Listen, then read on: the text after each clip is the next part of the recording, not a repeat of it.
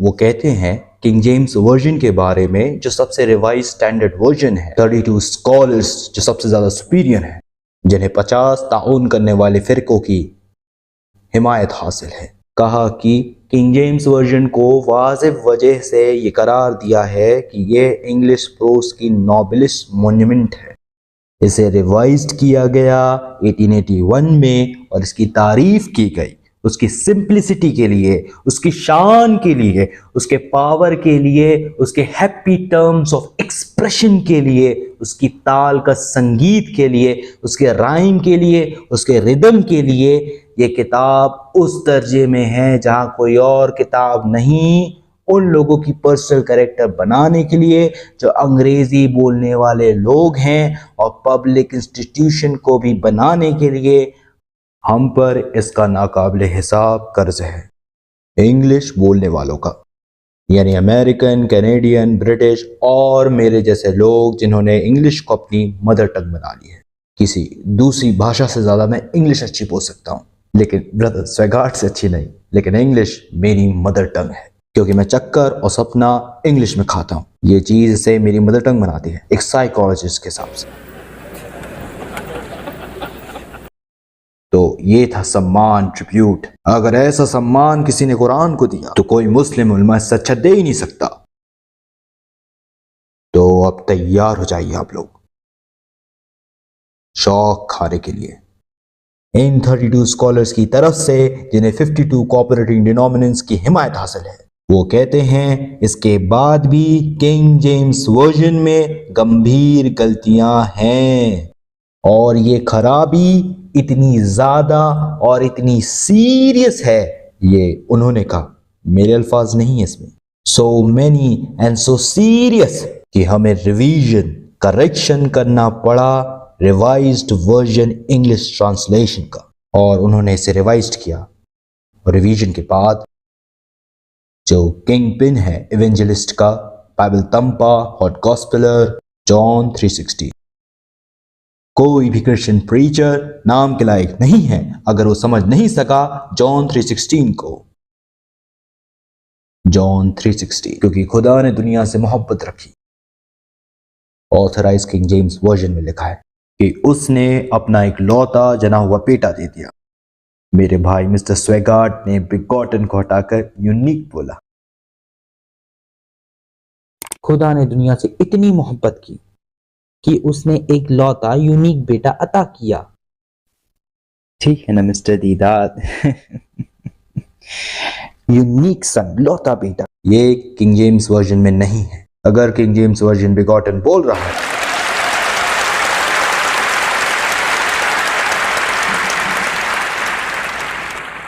मैंने ब्रदर स्वेगार्ड को टीवी में देखा, या फिर कोई वीडियो थी वो इसी सुबह, वहां वो एक चर्च ग्रुप से बात कर रहे थे जैसा कि वो उन्हीं का चर्च ग्रुप है। तो वो बेबीलोन में सबक दे रहे थे या फिर कुछ और था, लेकिन उन्होंने बिगॉटन शब्द का इस्तेमाल किया इसी सुबह, और 8 घंटे बाद इन्होंने शब्द बदलकर यूनिक कर दिया। मैं पूछता हूं, क्या आप जना हुआ बोलने में शर्मिंदा है? ये बोलने के लिए कि जीसस इकलौते जने हुए बेटे थे उनके। और ब्रदर स्वेगार्ड उन 30 किताबों में से एक जो मुझे खरीदनी पड़ी साउथ अफ्रीका में, ये रही इनकी किताबें, 30 से भी ज्यादा, और मैंने इन सब को अच्छी तरीके से पढ़ा है। मुझे पढ़ना पड़ा क्योंकि मैं जानना चाहता था कि वो क्या बताते हैं और किस में यकीन रखते हैं। क्योंकि जब तुम किसी एक ईसाई से बात करने जाते हो तो वो बिल्कुल अलग होता है, हर एक ईसाई अलग होता है। जब भी तुम उसे किसी मुद्दे में लेकर आते हो तो वो कह देता है कि मैं उस पर विश्वास नहीं रखता। हजारों लाखों क्रिश्चियन में से सब यूनिक है, सब अलग है, सब अलग है। जैसे कोई चर्च ऑफ इंग्लैंड से है लेकिन वो विश्वास नहीं रखता चर्च ऑफ इंग्लैंड में। अगर वो रोमन कैथोलिक चर्च से है लेकिन वो विश्वास नहीं रखता रोमन कैथोलिक चर्च में, तो हर कोई यूनिक है। तो मैं बोलता हूं, देखते हैं ये अपनी बुक में क्या कहना चाह रहे हैं, और मुझे पता चलता है ये जॉन 3:16 का यूज कर रहे हैं अपने कोटेशन में और बोल रहे हैं बिगॉटन, और आज रात ये कह रहे हैं यूनिक। क्या आप वजह समझ रहे हैं? वजह बिल्कुल साफ साफ है। मुसलमानों ने इस लफ्ज से आपत्ति जताई है। हमें होली कुरान में बताया गया है लम यलिद वलम यूलद, खुदा ना जनता है ना ही जना गया है। उसके ऐसा कोई नहीं। वलम यकुल लहू कुफुवन अहद।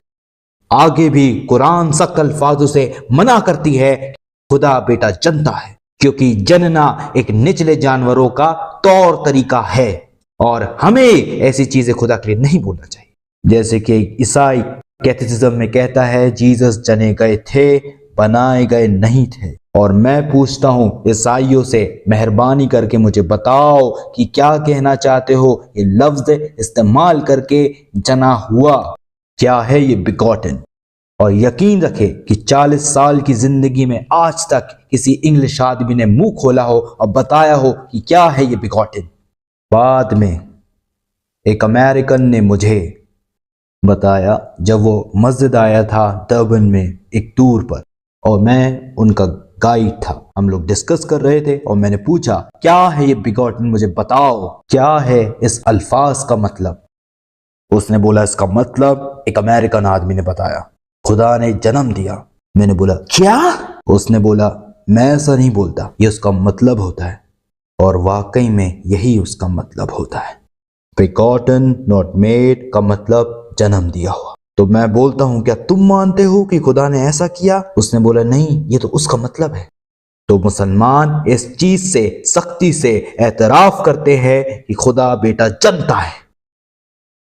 आपके कैथेसिज्म के मुताबिक, चाहे वो रोमन कैथोलिक हो, एंजेलिकन हो, मेथोडिस्ट हो, लुथेरियन हो, सब इसे कबूल करते हैं। कबूल करते हो इस स्टेटमेंट को जना गया, बनाया गया नहीं। आदम की तरह नहीं, क्योंकि खुदा ने आदम को बनाया था।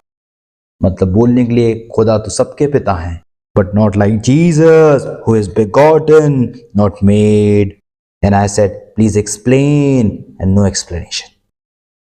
तो मुसलमान इससे बिल्कुल ना इत्तेफाकी रखते हैं। तो 32 स्कॉलर्स हाईएस्ट एमिनेंट के, जिन्हें 50 कोऑपरेटिंग डिनोमिनेशन की हिमायत हासिल है, उन लोगों ने इसे बाहर फेंक दिया। क्या मुसलमानों ने धमकाया था कि अगर इस लफ्ज को बाइबल से नहीं निकालोगे तो हम तुम्हें तेल सप्लाई नहीं करेंगे? क्या अरबों ने ऐसा बोला कि तेल नहीं मिलेगा जब तक हटाओगे नहीं तुम इसे? क्योंकि ये एक मिलावट है, क्योंकि ये खुदा का कलाम नहीं है। जो बाइबल आप लोग पकड़े हो उसमें गड़बड़ी है। और आपने आज जो सुबह कहा था वो मैंने टेप में सुना, एक अल्फाज अगर ऐसा हुआ जो किताब में नहीं होना चाहिए तो पूरी किताब को फेंक देना चाहिए, पूरी किताब को। लेकिन यहां तो एक अल्फाज की बात ही नहीं है, यहां तो पूरा भंडार है आप लोगों के रिवाइजर्स के मुताबिक। और ब्रदर स्वेगार्ट ने अपनी किताब में लिखा कि अगर तुम्हें कुछ भी जानना है किसी भी सब्जेक्ट में, फैक्चुअल नॉलेज, तो तुम्हें एक्सपर्ट के पास जाना चाहिए। इन्होंने एग्जाम्पल भी दिया कि अगर तुम्हें जीनियोलॉजी के बारे में जानना है तो तुम्हें एक जीनियोलॉजिस्ट के पास जाना होगा। अगर तुम्हें बाइबल के बारे में जानना है तो कहाँ जाओगे? बारबर के पास, मोची के पास? नहीं, एक्सपर्ट के पास, बाइबल एक्सपर्ट के पास। और ये एक्सपर्ट बता रहे हैं कि ये मनगढ़ंत है, मिलावट है। और अब trinity, the father, the son and the holy ghost. Brother Swaggart ने कोट किया एडवर्बैटिक from 1 John chapter number 5 verse 7, जो कि 3 है, जो स्वर्ग में है, जो बरकरार रहेंगे, the father, the word and the holy ghost. और ये 3 एक ही हैं। अगर मुझे पास टाइम होगा तो मैं दिखा दूंगा इनकी कौन सी किताब से एडवर्बैटिक इनका कोटेशन है। ये चीज तो मेरे बाइबल में नहीं है। क्या ये खुदा का कलाम नहीं है? मेरी बाइबल में ये नहीं है। भला क्यों नहीं है? क्योंकि 32 स्कॉलर्स, हाईएस्ट एमिनेंस के क्रिश्चियन स्कॉलर्स, जिन्हें 50 कोऑपरेटिंग डिनोमिनेशन का सपोर्ट है, वो कहते हैं ये दूसरा फितना है, ये दूसरा मिलावट है। तो उन्होंने इसे भी बाहर निकाल दिया, हटा दिया।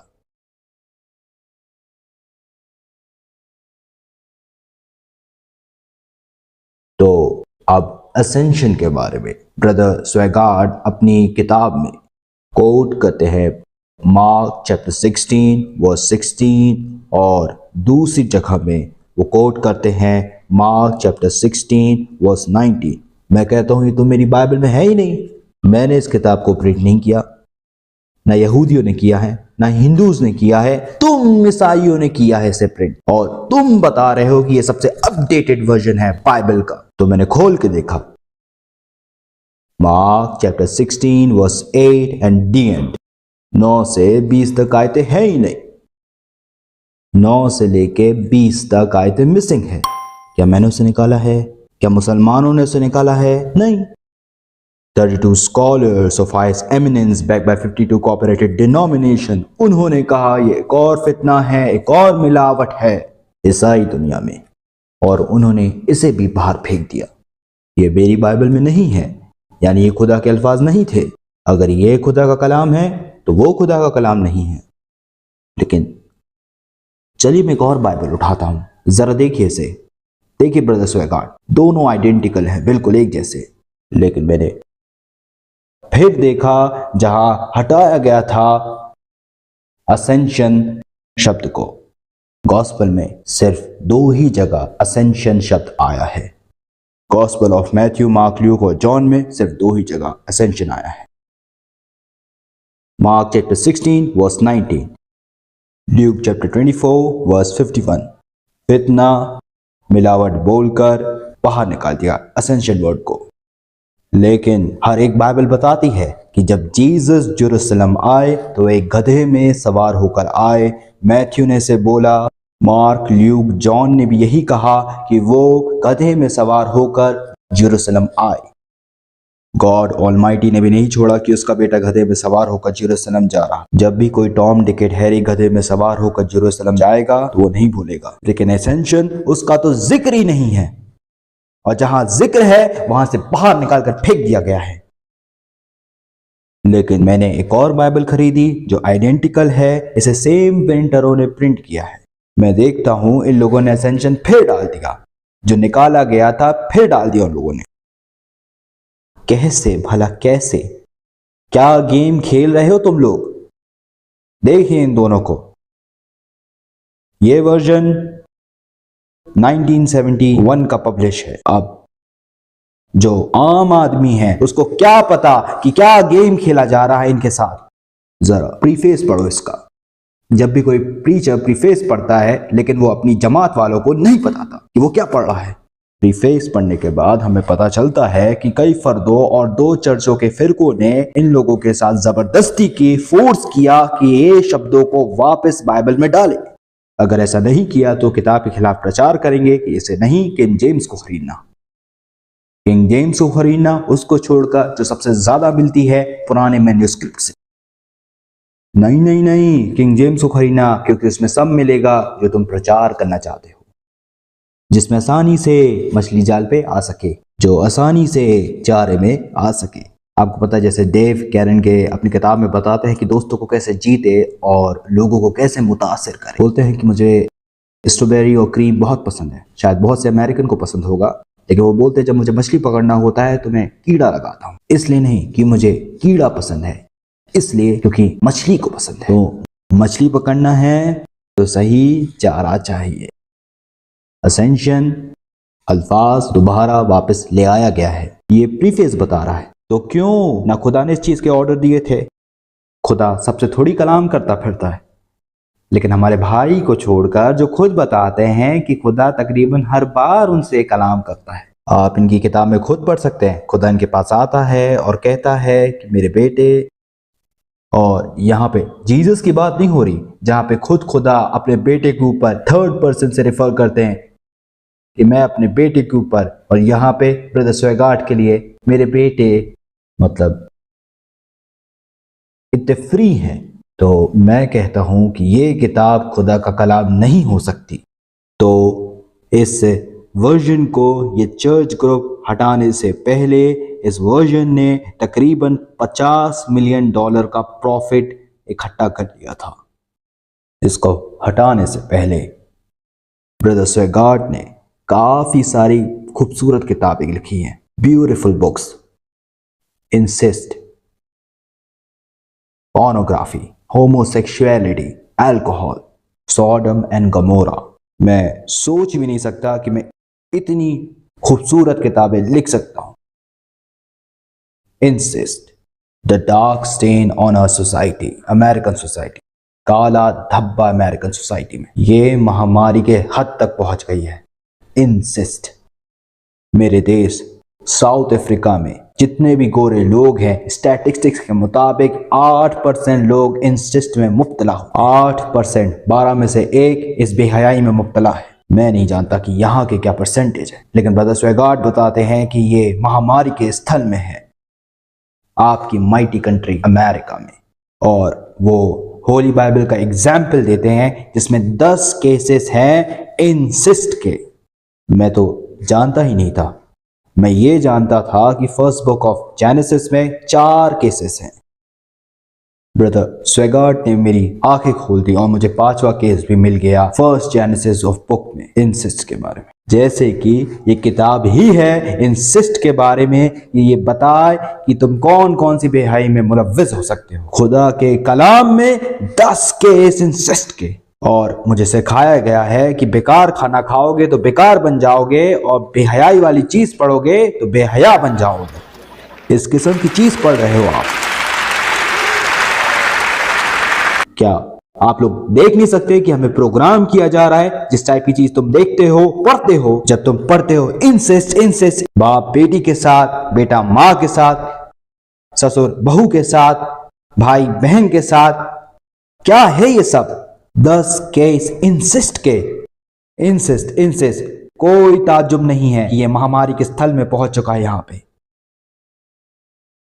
डॉक्टर वर्नन जॉन्स, जो कि साइकोलॉजिस्ट हैं, जिनकी बहुत शोहरत है, उन्होंने एक एक्सपेरिमेंट किया। स्कूल चिल्ड्रंस को अलग अलग स्टोरी सुनाकर कहा कि इन बच्चों पर मामूली सी तब्दीली हुई, लेकिन ये तब्दीली परमानेंट थी, और ये सब छोटे से क्लासरूम में हुआ। जिस टाइप की स्टोरी तुम सुनोगे, जिस टाइप की स्टोरी तुम देखोगे, जिस टाइप की स्टोरी तुम पढ़ोगे, उस टाइप की मेंटेलिटी तुम्हारी बनेगी।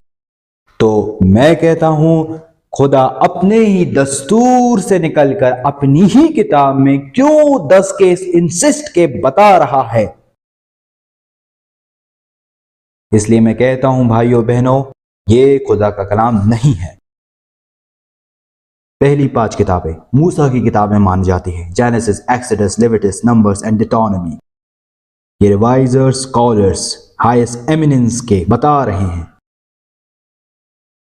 कि मूसा ने ये किताबें नहीं लिखी। लेकिन बाइबल में क्या लिखा होता है? जेनेसिस पहली बुक का ऑथर इन्वर्टेड कॉमा में मूसा, ऑथर जो दूसरी किताब है एक्सोडस इन्वर्टेड कॉमा मूसा, ऑथर लेविटिकस तीसरी किताब इन्वर्टेड कॉमा मूसा, नंबर्स चौथी किताब इन्वर्टेड कॉमा मूसा, ऑथर डिटोनॉमी 5वीं किताब इन्वर्टेड कॉमा मूसा। मैं पूछता हूं, ये इन्वर्टेड कॉमा क्यों? किस लिए है ये इन्वर्टेड कॉमास? वो ये बता रहे हैं बहुत ही साइकोलॉजिकल और डिप्लोमेटिक तरीके से कि ये हमारे अल्फाज नहीं है, लेकिन एक आम आदमी, एक हॉट गॉस्पेलर, एक बाइबल प्रीचर ये विश्वास रखता है कि ये मूसा की किताब है। हम ये नहीं मानते कि ये मूसा ने लिखी है, तो हम इसे इन्वर्टेड कॉमास में रख देते हैं। ये किताब मूसा की नहीं। 700 बार से भी ज्यादा इन 5 किताबों में आप लोग ये एक्सप्रेशन देखोगे कि खुदा ने मूसा से कलाम किया, मूसा ने खुदा से किया, खुदा ने मूसा से किया, मूसा ने खुदा से किया। लेकिन खुदा ने ना ही ये सब मूसा से बोला और मूसा ने ना ही ये सब लिखा। English is your language. ये सब कुछ 3rd पर्सन में है। ना ही खुदा ने इसे लिखा, ना ही मूसा ने। अगर मूसा ने लिखा होता तो ये ऐसा होता कि खुदा ने मुझसे कलाम किया और मैंने खुदा से कहा, या तो ऐसा होता कि खुदा बोलता कि मैंने मूसा से ये बोला और मूसा ने मुझे ये बोला। लेकिन ये सब 3rd पर्सन में, यानी किसी और ने लिखा है इसे। ये खुदा का कलाम नहीं है, ये तो मूसा का भी कलाम नहीं। ऑबिचरी के हवाले से मुझे यहूदी उलमा से पता चला कि यहूदी पैगंबर कभी भी ऑबिचरी नहीं लिखते थे। पता है ना, मरने से पहले वो कहते हैं ना, मेरे मरने के बाद ये चीज मेरे कब्र में लिख देना। यहूदी ऐसी चीजें नहीं करते। डिटोनॉमी की बुक में लिखा हुआ है। मेरे भाई इसे इत्तेफाक भी रखते हैं कि जोशुआ का काम हो सकता है, लेकिन ये किताबें तो मूसा की हैं। जोशुआ कहां से आ गया? और लिखा है कि वहां मूसा की फौत हुई मोआब की जमीन में। फौत हुई पास्ट टेंस है उस घाट के सामने, और आज तक कोई आदमी नहीं जानता कि उनकी कब्र कहाँ है। और मूसा थे, वो थे 120 साल के जब उनकी फौत हुई। बिल्कुल खुदा कुछ भी कर सकता है, इसमें कोई भी शक नहीं। अब बाइबल में कॉन्ट्रडिक्शन के एक्सप्लेनेशन में जहां शैतान डेविड को उकसाता है, एक कहता है कि दाऊद को शैतान ने उकसाया, दूसरा कहता है दाऊद को खुदा ने उकसाया। वो कहते हैं देखो हम खुदा की अजमत को ऐसे बयान करते हैं, अगर शैतान ने किया है तो खुदा ने भी किया है। तो क्या इस बुनियाद में आप तस्लीम करने को तैयार हैं कि खुदा ने 60 लाख यहूदियों को जला दिया? क्योंकि जब ये हिटलर ने किया तो आप क्या बोलते? क्योंकि खुदा यही चाहता था, उसने किया है, उसकी गलती है और उसी ने इन यहूदियों को जलाया था। अब हिटलर ने 60 लाख मारे हो, 60,000 मारे हो, कितने भी, क्या तुम बोलोगे कि ये सब खुदा ने किया है? क्या तुम खुदा को ब्लेम करोगे? क्या तुम हिटलर और नाजी पार्टी को छोड़ दोगे ये बोलकर कि खुदा ने किया? नहीं मेरे भाई स्वेगार्ड, हम ऐसा नहीं सोचते। अगर कोई क्रिमिनल कोई गुनाह करता है तो हम कहते हैं उसने किया, वो रिस्पॉन्सिबल है। ये नहीं कि खुदा जिम्मेदार है, क्योंकि वही ताकत देता है। लेकिन खुदा ने तुम्हें फ्री विल दी है, सोचने की, सही और गलत में फर्क करने की। तो अगर तुम कुछ करते हो तो गलती तुम्हारी है, तुम खुदा पर इल्जाम नहीं लगा सकते। तो या तो डेविड को शैतान ने उकसाया या फिर खुदा ने। खुदा और शैतान कभी भी पर्यायवाची शब्द नहीं हो सकते किसी भी मजहब में। ये विलोम शब्द है हर तरीके से। पोर्नोग्राफी, ब्रदर स्वेगार्ड इसके खिलाफ बड़ी मजबूती से बोलते हैं और मैं उनके साथ हूं। चाहे ये चीज रिटन फॉर्म में हो, पिक्चर्स में हो या फिल्म में हो, बहुत घटिया चीज है। अपनी किताब में ब्रदर स्वेगार्ड अपनी रिसर्च के बारे में बताते हैं। नंबर 1, जब तुम इसे देखते हो, पढ़ते हो, तो ये एक जाल की तरह काम करता है। जैसे marijuana, ओपियम, हेरोइन, शराब, ये एक नशे की तरह काम करता है। जब तुम इसे देखते हो तो एक केमिकल एक्शन होता है। मैं बिल्कुल सहमत हूं ब्रदर स्वेगार्ड से, केमिकल एक्शन होता है। इसके बारे में पढ़ते हो, पोर्नोग्राफी के बारे में, तो आपके दिमाग को इसकी आदत होती है, आपको एक्सेलेशन होता है, डिसेंट्रलाइजेशन होता है। ये सब इन्होंने लिखा है, मैं तो पहली बार सुन रहा हूं ये सब के बारे में। और फिर तुम भी इस घिनौने काम में मुलव्विस हो जाते हो। ये एक तरह की वबा बीमारी है जो आदमी को खा जाती है। बड़ी मजबूती से खिलाफ वर्जी की है। ये मेरे देश साउथ अफ्रीका की गवर्नमेंट से ज़्यादा करीब है। अगर ऐसी कोई भी मैगजीन मैं यहाँ से खरीद के मेरे देश में ले जाता हूँ, कैनेडी एयरपोर्ट में, हीथ्रो में, कहीं भी, तो मुझे 2 साल की जेल हो सकती है। That's how good. ऐसा है मेरा देश साउथ अफ्रीका। इसकी दूसरी भी तस्वीर है, लेकिन जब धर्म की बात आती है और धर्मता की बात आती है तो वो बहुत ही कट्टरवादी ईसाई हैं। लेकिन यही मेरे देश ने बैन लगा दिया है बाइबल की आयतों पर। एक पैम्फलेट जिसे सर्कुलेट किया गया, उसमें बाइबल की 9 आयतें बाइबल की पैम्फलेट में डाल दी। बाद में किसी ने इस पैम्फलेट को सेंसरशिप बोर्ड में भेज दिया और बोला कि जरा इस पैम्फलेट में नजर दौड़ाइए। तो उन्होंने ये फरमान दिया कि इस पैम्फलेट को बैन कर दो, बिना जाने कि ये अल्फाज होली बाइबल के थे। ये एक्सट्रैक्ट होली बाइबल से थे, द बुक ऑफ एज़ेकियल चैप्टर 23। मैं चुनौती देता हूं एक प्रीचर को कि ये ईसाई जमात के सामने पढ़ के दिखाए। मैं चुनौती देता हूं इवेंजलिस्ट को कि वो अपनी माँ, अपनी बहन, अपनी बेटी या अपनी मंगेतर, अगर वो अच्छी औरत है तो उसके सामने पढ़ के दिखाए। एज़ेकियल चैप्टर 23, वो 2 बदकिरदार बहनें अहोला एंड अहोलीबा की कहानी।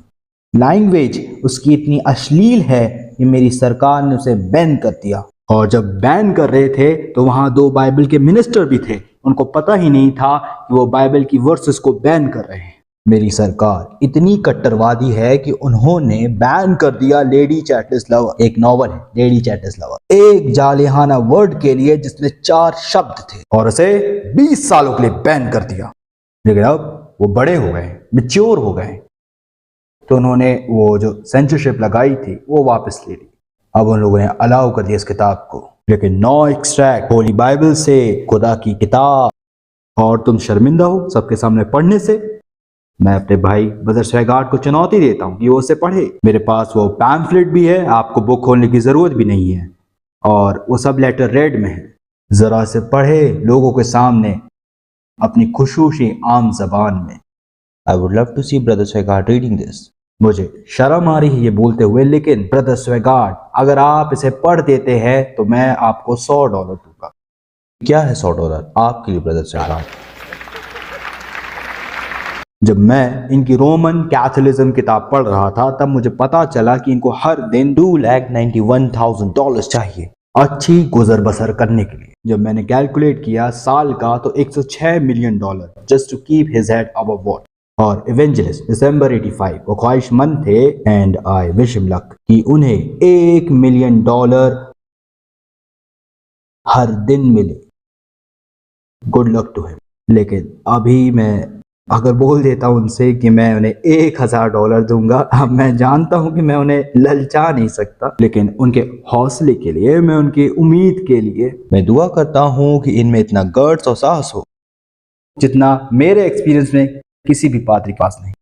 रीड इट, पढ़ो अपनी ऑडियंस के सामने, और अगर नहीं कर सकते तो मैं बता दे रहा हूं कि ये खुदा का कलाम नहीं है। बाइबल खुदा का कलाम नहीं है।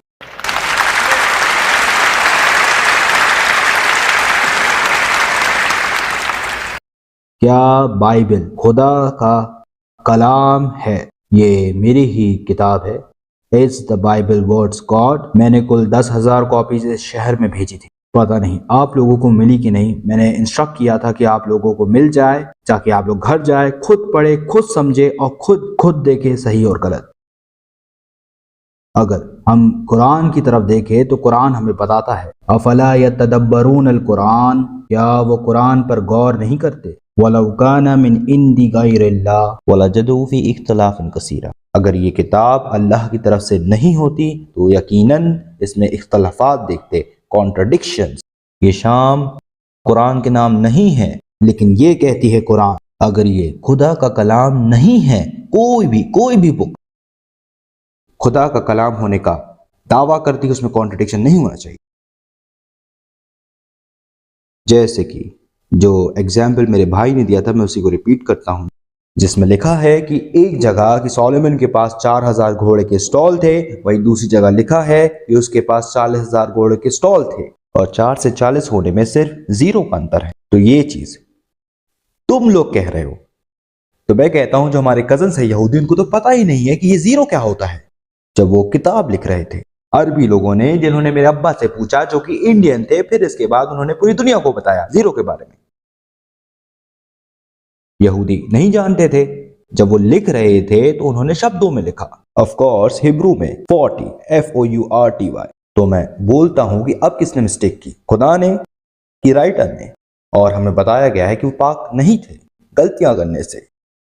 मिसेस LMJ वाइट, जिन्हें आप कल्टिस्ट कहते हैं, जो कि 7 दिन के एक्टिविस्ट मूवमेंट में प्रोहिटीज थी, वो अपनी बाइबल कमेंट्री में कहती हैं, ये रही मेरे पास उनकी किताब है, तो वो अपनी कमेंट्री में कहती हैं, उनका झूठ बोलने का कोई मकसद नहीं। वो मानती हैं कि बाइबल एक मुकद्दस किताब है। इसके बाद भी वो कहती हैं कि जो बाइबल हमारे पास है वो बहुत सारे कॉपिस्ट का काम है, जिन्होंने काफी मामलों पर अपना काम बड़े ही शानदार तरीके से निभाया है, done their work with marvellous accuracy. लेकिन ये कॉपिस्ट बेऐब नहीं है, और जाहिर तौर पर खुदा ने इसे सही नहीं समझा कि इसे गलतियों से महफूज रखा जाए। खुदा ने सही नहीं समझा। दूसरे शब्दों में कहूं तो इट्स हिज बिजनेस, वो जो चाहे। और अगर तुम्हें कोई दिक्कत है तो वो कहता है गो टू हेल। तो वो कहती हैं खुदा को सही नहीं लगा इसे महफूज रखने को। और आगे वो अपनी कन्फेशन में कहती हैं, वो टेस्टिफाई करती हैं कि मैं देखती हूँ खुदा ने खास तौर पर बाइबल की हिफाजत की, खास तौर पर हिफाजत की। मैं पूछता हूँ लेकिन कैसे? वो आगे कहती है कि जब बाइबल की कॉपीज कम थी तब बाइबल के सिखाने वालों ने किसी सूरत पर बाइबल के लफ्जों को बदल दिया ओरिजिनल मैन्यूस्क्रिप्ट से, उन्होंने अल्फाजों को बदल दिया, ये सोचकर कि वो आसान बना रहे हैं, लेकिन रियलिटी में वो आसान चीज को बदल रहे थे, जो कि उनकी विचारों की वजह से था, जिसे रिवायतें कंट्रोल करती थी। जैसे जोहास विटनेसेस, उन लोगों ने ट्रांसलेशन निकाला जिसे न्यू वर्ल्ड ट्रांसलेशन कहा। ऑर्थोडॉक्स एक्सेप्ट करते, आप क्यों नहीं करते? क्यों? इसलिए क्योंकि उनका दावा अलग है, अपने ही ख्यालात के मुताबिक वो अल्फाजों को बदल रहे हैं। सेम थिंग जो प्रोटेस्टेंट्स ने किया था, वो लोग जो यकीन रखते थे जीसस खुदा है, तो अब वो अल्फाजों को बदल रहे हैं। और ये चीज शुरुआत से चली आ रही है। 24,000 मैन्यूस्क्रिप्ट का दावा किया था आपने। ब्रदर स्वेगार्ड, आप जानते हैं कि कोई भी दो चीज एक जैसी नहीं होती। आपके स्कॉलर्स कहते हैं जो आप 24,000 मैन्यूस्क्रिप्ट का दावा कर रहे हो, उनमें से दो भी एक जैसी नहीं। तो आप बताओ, इन 24,000 किताबों में से कैसे बोल सकते हो ये खुदा का कलाम है? ये नहीं। On the very face of it, जब आप खोलते हो तौरात और इंजील जिसकी आप बात कर रहे हो, उस किताब की शुरुआत में ही लिखा रहता है, आपकी किंग जेम्स वर्जन में ही लिखा होता है, gospel according to saint Matthew, the gospel according to saint Mark, the gospel according to saint Luke, the gospel according to saint John. मैं पूछता हूं, क्या है ये अकॉर्डिंग? क्यों अकॉर्डिंग कर रहे हो? According according what according? Why according? मेरे पास है ब्रदर स्वेगार्ड की बुक जिसकी हेडिंग है homosexuality cause and cure by Jimmy Swaggart या जज जिमी स्वेगार्ड। उसमें नहीं लिखा कि अकॉर्डिंग टू जिमी स्वेगार्ड। ये चीज खुदा के कलाम में क्या है? According to according to according to. पता है क्यों? क्योंकि इसे मैथ्यू ने अपना साइन नहीं किया, ना ही ल्यूक ने किया, ना ही मार्क ने किया और ना ही जॉन ने किया। ये सब अज्यूम अनोमिनस बुक्स हैं जिसे पता नहीं किसने लिखा। And these books attributed to God. तो मैं कहता हूं ये इंजील नहीं है। आप देखोगे अरेबिक ट्रांसलेशन इन किताबों का, उसमें लिखा होता है इंजील मत्थ्यू, जिसका मतलब है गॉस्पेल ऑफ मैथ्यू। इंजील इस्तेमाल किया गया, इंजील मार्कस, इंजील लूकस, इंजील यूहन्ना। जिसमें हम विश्वास रखते हैं वो है इंजील ईसा, द गॉस्पेल ऑफ जीसस, जो उन्होंने सिखाया। हम उस पर विश्वास रखते हैं कि वो खुदा का कलाम है। जब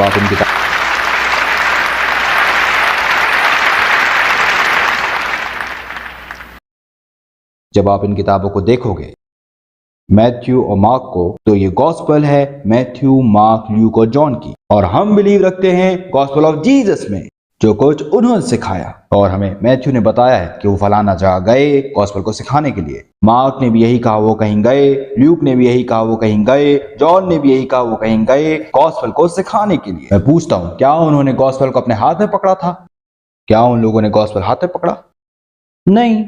जो उन्होंने मुंह से बताया था, हम उस पर यकीन रखते हैं। अगर आप लोगों ने कोई ऐसा डॉक्यूमेंट बना दिया जिसे इंजील ईसा, गॉस्पेल ऑफ जीसस कहे, हमें बहुत खुशी होगी इसे पहचान देने में और ये वेरीफाई करने के लिए कि क्या ये खुदा की तरफ से है, और इसे कबूल करेंगे। लेकिन जो आपके पास है वो मैथ्यू, मार्क, ल्यूक और जॉन है। और जेबी फिलिप्स प्रेस्बिटेरियन है चर्च कैथेड्रल इंग्लैंड से, फेज 7 एंजेलिकन चर्च के। जब मैथ्यू के बारे में लिखते हैं तो अपने प्रीफेस में कहते हैं, इब्तिदाई रिवायत इस गॉस्पेल का उत्तरदायी या ऑथर अपोस्टल मैथ्यू को बताया है। लेकिन आज के उलमा लगभग सभी ने इस ख्यालात को मानने से इनकार कर दिया।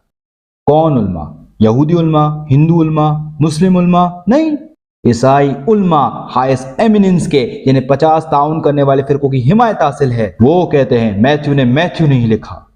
वो कहते हैं इस बुक का ऑथर, जिसे हम कन्वीनियंट, आसानी के लिए मैथ्यू बोलते हैं। क्यों कन्वीनियंटली? इसलिए क्योंकि अगर ऐसा बोला जाए, first book first testament chapter 9 verse number 9, first book first testament chapter 5 verse number 7, मैं आपका वक्त जाया कर रहा हूं अपना भी। तो फिर इस तरीके से बोले मैथ्यू 9:9, मैथ्यू 5:17, आसानी के लिए मैं मैथ्यू लफ्ज का इस्तेमाल कर रहा हूं। वो आगे कहते हैं कि जो लेखक, जिसे हम कन्वीनियंस के तौर पर मैथ्यू बोल रहे हैं, has plainly drawn into mysterious cues, inverted commas, जो कि ओरल ट्रेडिशन का कलेक्शन हो सकता है, जिसे मार्क की गॉस्पेल में खुलेआम इस्तेमाल किया गया। आसान लफ्जों में वो थोक के भाव मार्क को ही कॉपी कर रहा था। मैथ्यू आई विटनेस और एयर विटनेस भी है इस सब का। यीशु के साथ उनका एक शागिर्द, एक अपोस्टल जाता है और 10 साल के बच्चे की नकल कर लाता है जो बच्चा था ही नहीं। Does it make sense to you? एक आदमी जो आई विटनेस है, ईयर विटनेस है और जीसस का सहाबा भी है, वो जाते हैं और 10 साल के बच्चे की नकल कर लाते हैं जो था ही नहीं। Does it make sense to you? और आप कहते हो कि ये खुदा का कलाम है। जेनियोलॉजी मैथ्यू और ल्यूक में दोनों में देखिए, जीसस को 66 फादर और ग्रैंडफादर दे रखे हैं। तो ये जेनियोलॉजी जीसस की 66 फादर ग्रैंडफादर, एक नाम के अलावा सारे नाम अलग हैं, सेपरेट लिस्ट, पूरी तरीके से अलग, हर किसी का अलग नाम है। ब्रदर स्वेगार्ड ने कहा कि एक जेनियोलॉजी मरियम की है और एक ईसा की। मरियम की क्यों? क्या किताब कह रही है? नहीं, किताब कह रही है ये जेनियोलॉजी ईसा मसीह की है, दूसरी भी जीसस में है, मरियम में तो कहीं खत्म ही नहीं। 66 नाम सब अलग, सिर्फ एक को छोड़कर। और जीसस क्राइस्ट के पिता जो सबसे एलिजिबल थे, जिनको होना चाहिए था, वो तो है ही नहीं। क्या आप तसव्वुर भी कर सकते हैं? खुदा अपने बेटे की पीढ़ी दर पीढ़ी के नाम बता रहा है और उसने अपने आप को लिस्ट में ही नहीं रखा। खुदा अपने बेटे की जेनियोलॉजी बता रहा है 66 नाम के साथ और उसमें अपना नाम ऐड नहीं करता। मैं बोलता हूं, खुदा आखिर करना क्या चाह रहा है? वो आखिर क्या बताना चाह रहा है जब उसने अपना नाम ऐड नहीं किया? और हम ये ईमान रखते हैं कि ईसा की कोई भी जेनियोलॉजी नहीं है, वो किसी मर्द के मुदाखलत के बगैर पैदा हुए। तुम लोग उनके बाप दादाओं के नाम बता रहे हो और कह रहे हो कि खुदा ने बताया है। तो हम मुसलमान इस चीज से मजबूती से इनकार करते हैं, इस तोहमत से जो खुदा के अजीम पैगंबर पर लगाई गई। हम कहते हैं कि वो अजीम तरीन रसूल थे, कुंवारी मरियम ने उन्हें पैदा किया और कुरान इसकी गवाही देता है। और इस गवाही ने करोड़ों मुसलमानों को बिना किसी ईसाई सबूत के ये ईमान दिला दिया है कि ईसा अलैहिस्सलाम बिना किसी मर्द की मुदाखलत के पैदा हुए, वो मसाया थे, वो कलाम थे जो मरियम को खुदा ने अता किया। और कल रात मैं बात करने वाला हूँ Muhammad, natural successor of Jesus Christ, Muhammad ईसा के फितरी जानिशीन। और आज रात के सवाल के जवाब के अलावा बाकी के सवाल के जवाब कल दूंगा। और इसी के साथ मिस्टर चेयरमैन और मेरे भाइयों और बहनों, I am very thankful to this community, ऐसी अपॉर्चुनिटी बनाने के लिए कि मैं शेयर कर पाया स्टेज को एक ग्रेट करिस्मेटिक स्पीकर के साथ जो पूरी दुनिया में है इस समय, ब्रदर जिमी स्वेगार्ड। मुझे लगता है ये मेरे लिए प्रिविलेज और बहुत सम्मान की बात थी।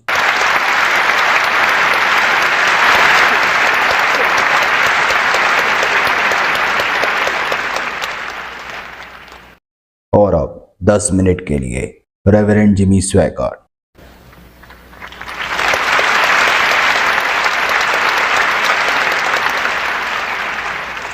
मैं देख रहा हूं उन बाइबलों को जो मिस्टर दीदात के पास है। कुरान सूरा, जिसे हम चैप्टर्स कहते हैं, सूरा 62 वर्स 5 गधे के समान है किताब उठाए हुए। जिस तरीके से उस गधे को बोझ की कीमत नहीं पता होती, उसी तरह ये लोग उस रूहानी खजाने से नावाकिफ है जो ये लोग अपने हाथ में उठाए हुए हैं। बाइबल जो भी पेश करती है वो एक कवच की तरह मजबूत सबूत है, वो जो भी पेश करती है। मैं कुछ समय पहले अफ्रीका में था और मैं मिनिस्टर्स के साथ था। मैंने उनसे मुलाकात की, बातें की मैंने उनसे, और मैंने पूछा, नहीं उससे पूछा गया था, तुम गॉस्पेल के मिनिस्टर कैसे बन गए यीशु मसीह के? देखिए, यीशु एक ही समय में मसीह नहीं हो सकते, ना ही पैगंबर और ना ही झूठे।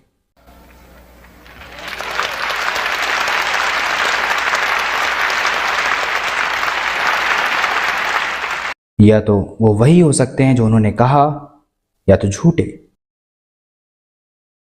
और वो झूठे नहीं थे। तो उस आदमी ने कहा कि मैं इस तरीके से गॉस्पेल का मिनिस्टर बना। उसने कहा, मेरा एक करीबी दोस्त था जो ईसाई था, हम लगातार बहस कर रहे थे इस्लाम और क्रिश्चियनिटी के ऊपर। एक बार एक नौजवान ईसाई ने कहा कि एक आदमी के अंदर एक शैतान का कब्जा है। सेंट मार्क चैप्टर 16 वर्स 17, मेरे नाम पे वो शैतानों को निकालेंगे। This is the book of power. लाखों लाखों लोग ठीक हुए हैं खुदा के ताकत से और यीशु के अजीम नाम को पुकार कर। लाखों एक चुटकी में ही तब्दील हो गए बदतरीन गुलामी से जो कभी जहन्नम पैदा कर सकती, जैसे उन्होंने कहा। खुदा के इस कलाम से मैं याद दिला दूं कि कोई भी मुर्दा किताब इस तरीके के रिजल्ट को हासिल नहीं कर सकती। आप लोग जा सकते हैं हमारे चर्च में, आधे से ज्यादा लोग शराबी या फिर ड्रग एडिक्ट्स हुआ करते थे। हर गुलामी जो जहन्नम जमा कर सकती है, और मैं जानता हूं आपके मजहब में जहन्नम को मानते हैं, लेकिन आज रात वो आजाद है खुदा की अजीम ताकत से और यीशु के अजीम तरीन नाम से। The gospel of Jesus Christ produce results. ये हर गुनाह की बेड़ियों को तोड़ देती है, ये खाली दिल भर देती है। उसने कहा फिर मैं उसके साथ गया था, वह उस आदमी के लिए प्रे करने वाला था जिसके अंदर शैतान आ गया था। वो बिल्कुल पागल हो गया था। जब हम वहां पहुंचे तो उसके मुंह से झाग निकल रहा था। उसने बोला कि मैंने ऐसा कुछ पहले कभी नहीं देखा। उसने कहा था कि मेरे दोस्त ने इसके लिए बहुत प्रे किया था पर कोई रिजल्ट नहीं आया। जब वो दूसरे मिनिस्टर को लेने गया तो मैं इसके साथ अकेला रह गया, इस आदमी के साथ। उसने कहा कि मुझे लगता है कि मैं खुद उसके लिए प्रे करूंगा।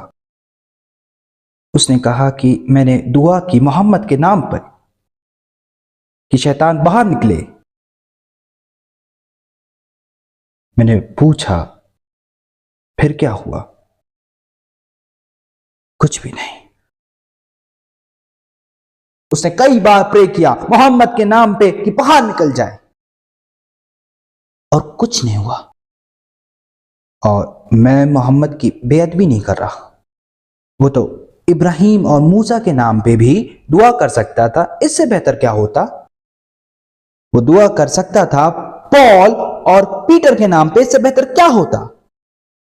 तो अकेले खड़े उसने सोचा कि मुझे भी ट्राई करना चाहिए। मेरे ईसाई दोस्त ने कहा कि मैं इसमें बिलीव नहीं रखता, लेकिन मैं एक बार ट्राई करता हूं। उसने उसके ऊपर हाथ रखा और कहा ईसा मसीह के नाम पे बाहर निकल जा, बाहर निकल जा।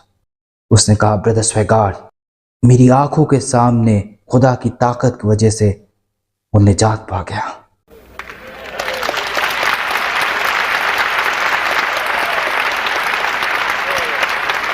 मुझे पता है आप यीशु के मौजज़ातों को इनकार नहीं करते, लेकिन मैं अपनी बात खत्म करने से पहले बता दूं कि मरा हुआ इंसान कभी भी मौजज़ात नहीं कर सकता।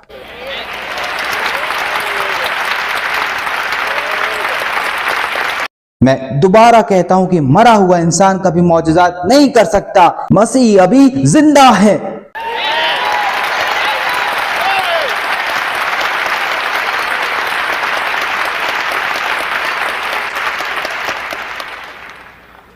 मेरे पास 2 मिनट और है।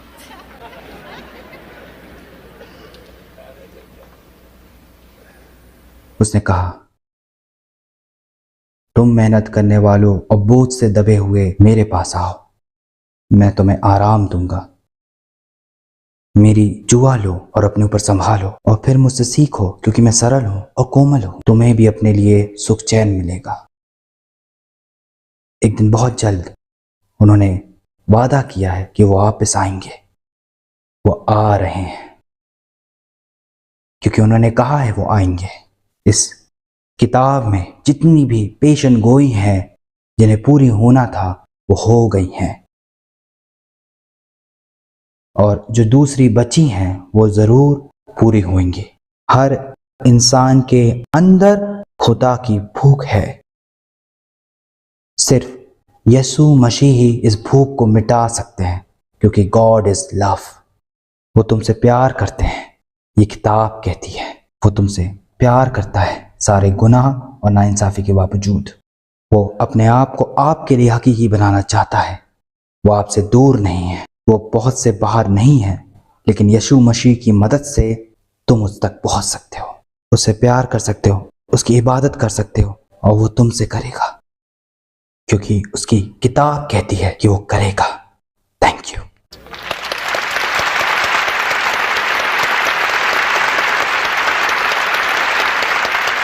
Let us acknowledge both these fine gentlemen.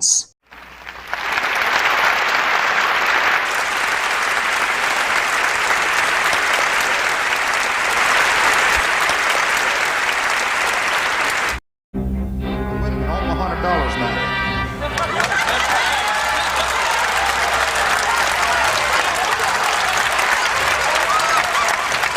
All Muslims are truthful.